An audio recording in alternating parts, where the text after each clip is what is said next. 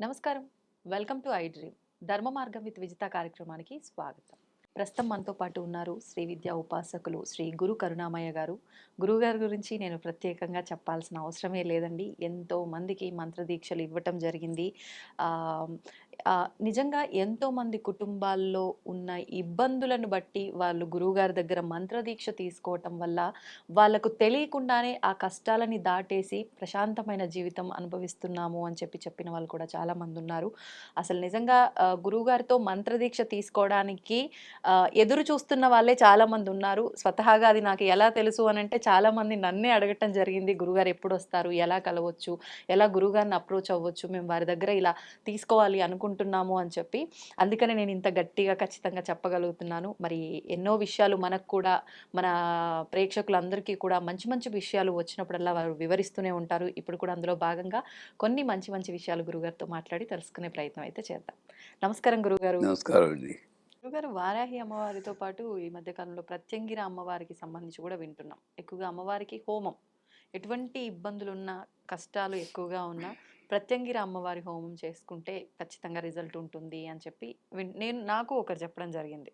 ఏంటి ఈ ప్రత్యంగిర అమ్మవారి గురించి? మన వాళ్ళు వారాహి అంటేనే హడిలిపోతుంటే, ఇంకా హడిలిపించడం మీకేమైనా ఆనందమా వాళ్ళకి? అంటే ఒక సందేహంలో ఉన్న వాళ్ళకి ఒక మంచి క్లారిటీ ఇద్దాము అని. భర్తింగ సింహముఖి, ఇవర కోలముఖి, ఆ! వారాహి కోలముఖి. ఆవిడ సింహముఖి, ఓకే. నరసింహ ఆ! అ అవతారంలాగా. హుహుహు. ఆవిడనే కృత్య అని కూడా అంటారు. ఇదేమిటంటే, మనకొక చిన్న సమస్యొచ్చిందనుకోండి. బిగినింగ్ నుండి వెళ్తాను. హ్మ్. చిన్న సమస్యొస్తే రాహు వల్లొస్తాయి సాధారణంగా. గ్రహాలు ఆ లెవెల్‌లో చూస్తే రాహు వల్లే మాట తీరు బావుండదు. కరాళ వక్త్రం కరవాల సూలి ఏమడిగినా వాడితో దెబ్బలాటే. విజిత గారు బాగున్నారా మీరు? ఏం కనపడటం లేదా? ఎలా పని చూసుకోండి. అది రాహు. ఆ సమాధానం. ఓకే. సారీ మీ పేరు వాడుకున్నాను అయ్యో! కానీ పర్వాలేదు గురువుగారు. నన్ను నేను అనుకోలేను కదా! సో, పర్వాలేదు.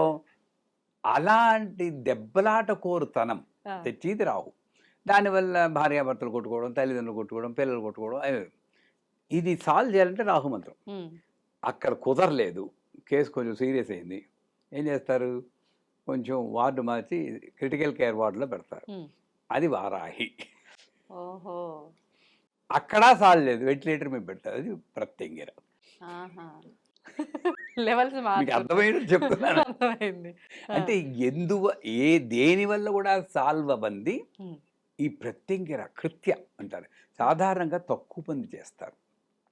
ఇంకోటేంటంటే, మా గురువుగారు చెప్పారు. ఏ పూజ అయినా సరే, డబ్బు తీసుకొని చేస్తే దానికి ఫలితం ఉండదు. ఎవరు చేసినా సరే. ఓహ్! ఇది ఇది సత్యం. ఆ! ఎందుకంటే దక్షిణ మంత్రంలో మనసోత్సాహ పరిమితం యథాశక్తిం హిరణ్యం తుభ్యం సంప్రదతే నమః. నేను హ్మ్. పరిపూర్ణంగా నమ్ముతాను. మీరు దక్షిణ ఇవ్వాలి. అది మీ బాధ్యత. ఇవ్వకూడదని కాదు. హ్మ్. మీకు ఎంత ఉత్సాహంగా ఎంత నచ్చిందో, హ్మ్. దానికి తృప్తి చెంది దాన్ని మనం తృప్తి ఇవ్వాలి. చెందారో దానికి కొలమానం యథాశక్తి. మీ దగ్గర ఇందాక చెప్పాను కోటీశ్వరులు ఆ! అన్నాను కదా! కోటీశ్వరులు అన్నప్పుడు ఓ 1,00,000 ఎంతో ఇవ్వాలి. తప్పులేదు. రూ. 10 ఇవ్వకూడదు. హ్మ్. హ్మ్. యథాశక్తి. ఇది కొలత. కానీ మీరు కోటీశ్వరులై రూ. 10 ఇచ్చినా కూడా నేను చికాకు పడకుండా తీసుకోవడమే పూజ చేసి వాళ్ళ లక్షణం. ఓహ్! అదే బ్రాహ్మణత్వం అంటారు. క్యాస్ట్ కాదది. హ్మ్. హ్మ్. ఒక గుణం. గుణం.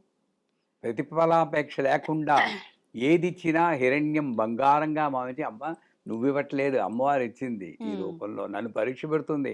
ఆ! అమ్మో! ఇంత కోటీశ్వరుడు ఎంతో ఇస్తాడనుకోకుండా రూ. 10 ఇచ్చి నన్ను పరీక్ష పెట్టి అది నాకు అమెరికాలో జరిగింది. ఆ! పెద్ద ఇల్లండి. అది పేరనవసరం. వాళ్ళకి ఎంత డబ్బుందంటే ఏం చేయాలో తెలియక సీలింగ్‌కి బంగారు తాపడం చేయించుకున్నారు. ఇంటికి. సీలింగ్‌కి.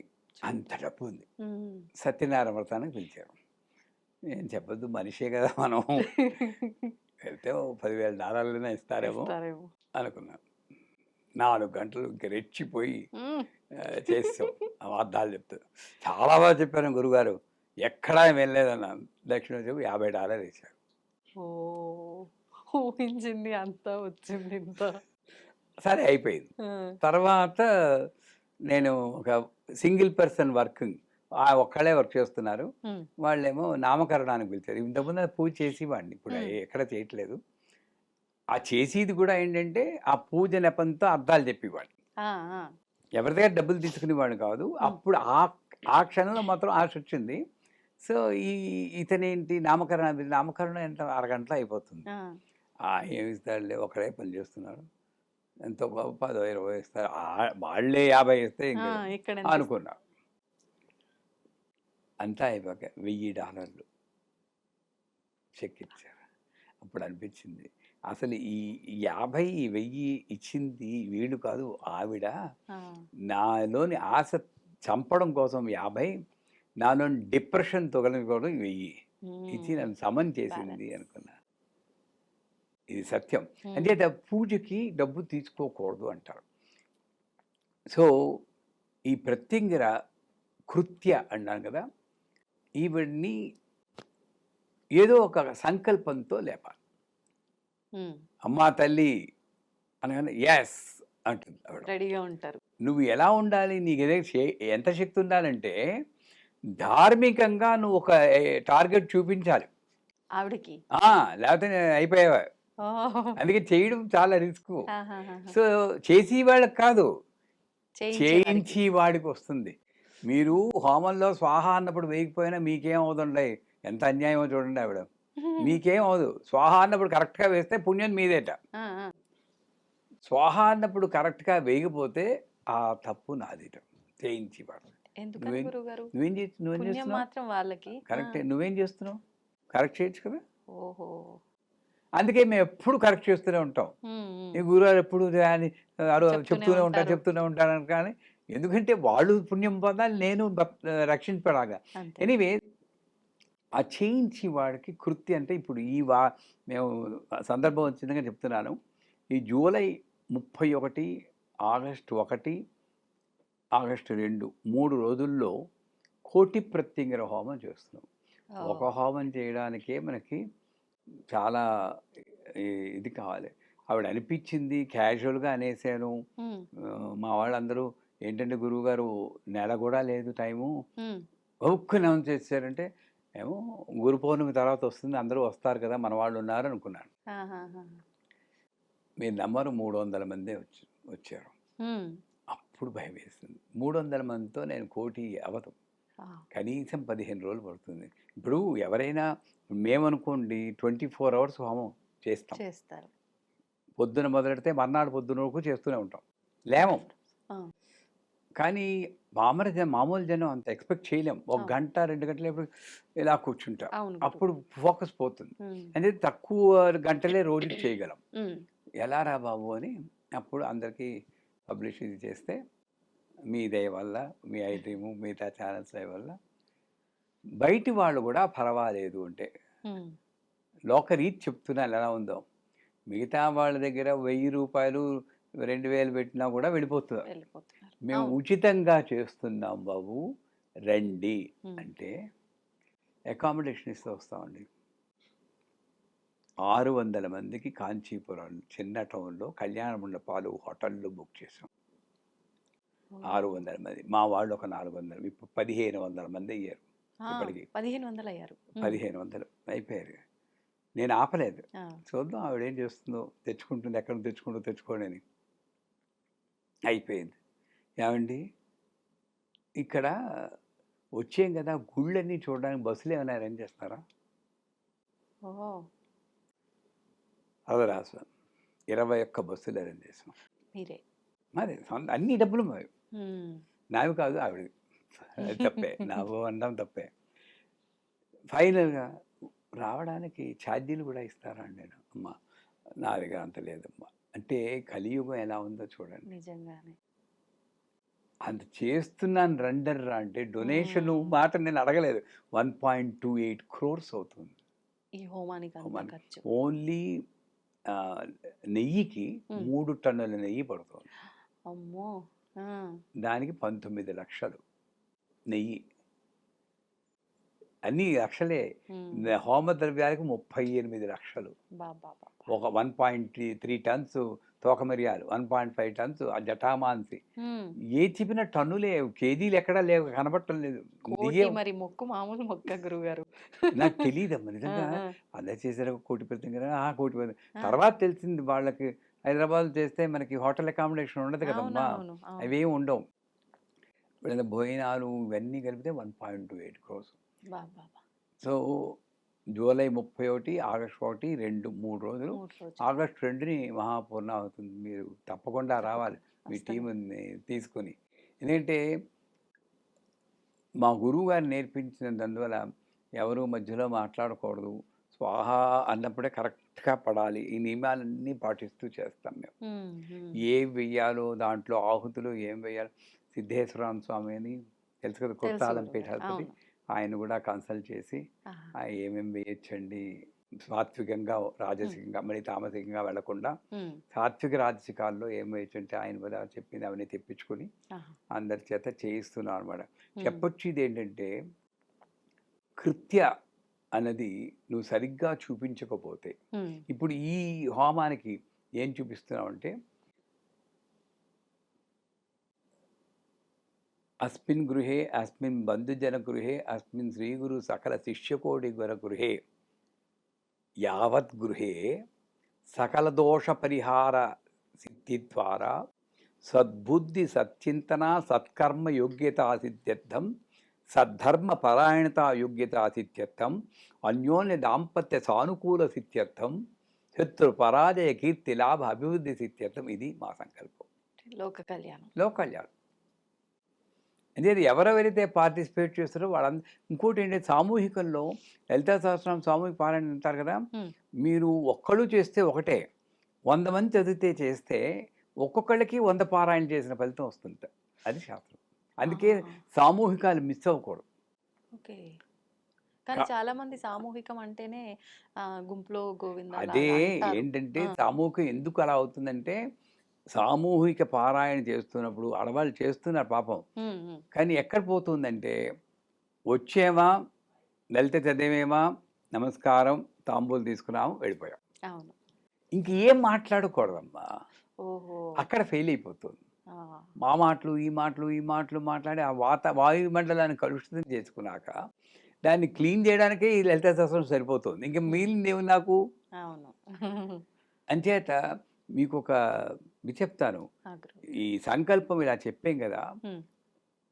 పాండవులు, కౌరవులు ఉన్నప్పుడు కౌరవులు పాండవుల్ని సంహరించడం కోసం దక్షిణ భారతదేశంలో ఒక బ్రాహ్మణ్ణి పట్టుకొని ప్రత్యంగిర హోమం ప్రయోగం చేయించారు. ఆహా! జరిగింది చెప్తున్నాను. ఓకే. ఆ కృత్య వచ్చింది. ఏం చేయాలంటే వెళ్ళి పాండవుల్ని సంహరించు. అలా కూడా ఉపయోగిస్తారు. అది తామసికం. మనం ఆ జోలికి వెళ్ళకూడదు. ఓహ్! వాళ్ళని చంపేయన్నారు. ఈవిడ వెళ్తుంది. హ్మ్. అప్పుడు కరెక్ట్‌గా యక్షుడు ప్రశ్నలు అడుగుతున్నారు. మీకు తెలుసు కదా, యక్ష ప్రశ్నలు అందరూ అంటారు. ఆ! యక్ష ప్రశ్న అంటారు. నలుగురు స్పృహతో పడిపోయారు. ఆ!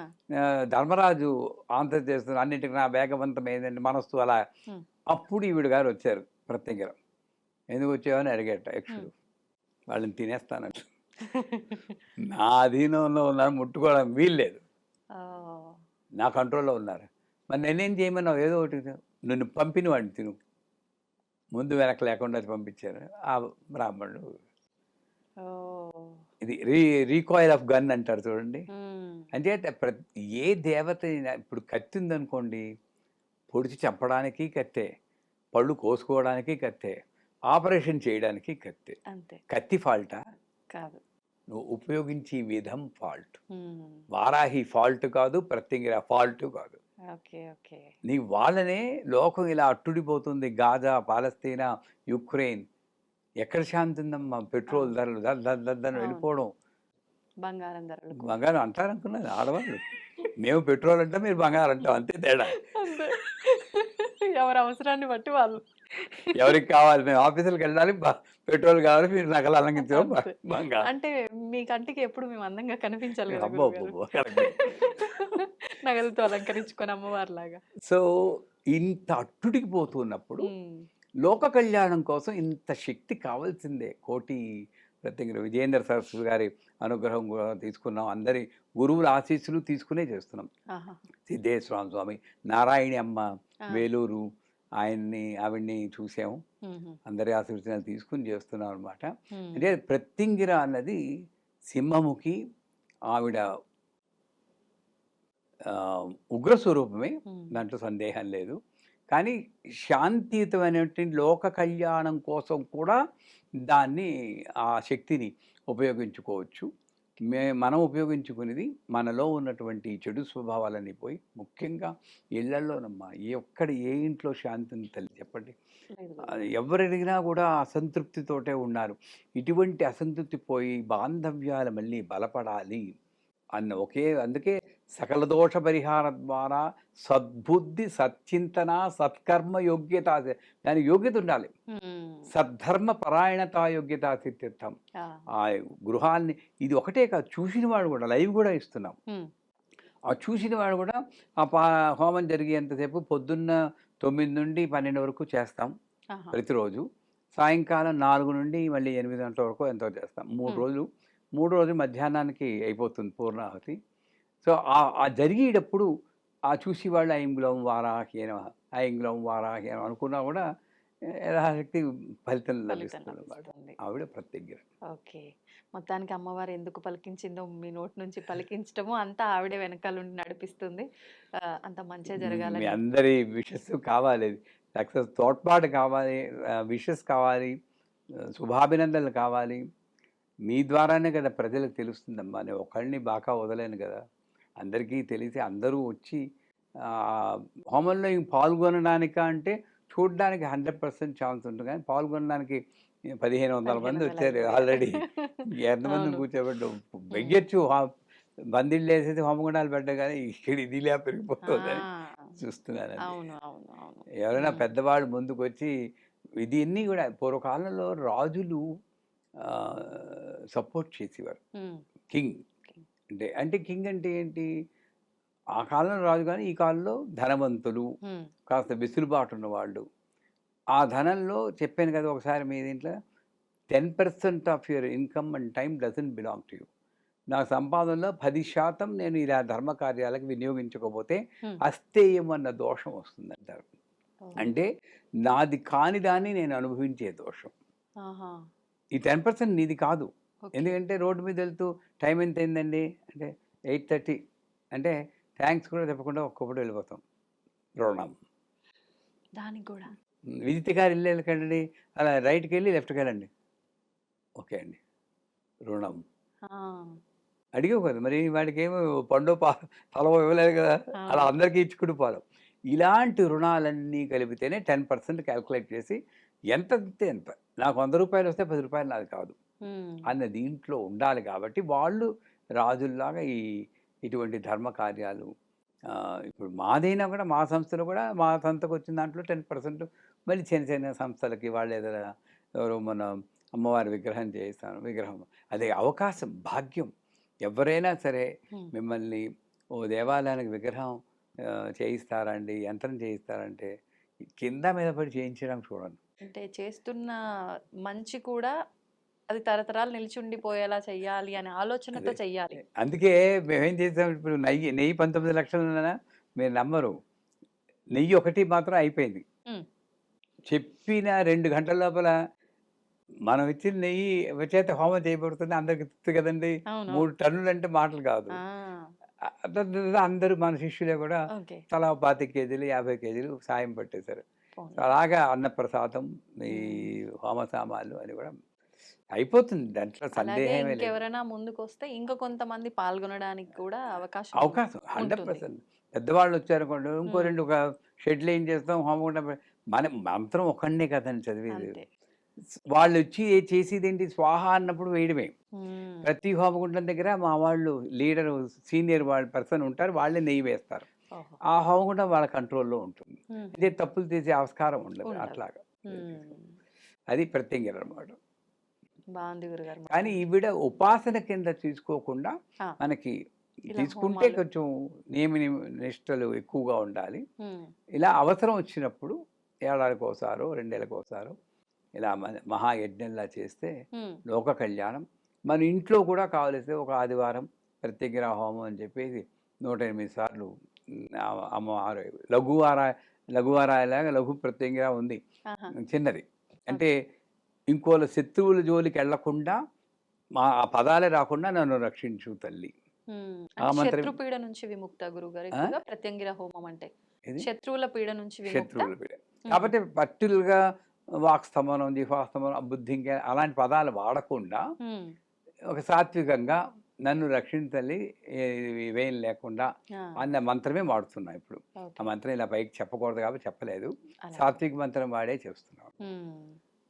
చాలా సంతోషం గురుగారు, మీ సంకల్పం మంచిది. మీరు అనుకున్నట్టు అన్ని అలా సజావుగా అమ్మవారు నడిపిస్తారు, నడిపించాలని కోరుకుందాం. మీరు తప్పకుండా రావాలి. మీరు తప్పకుండా వస్తాను గురుగారు.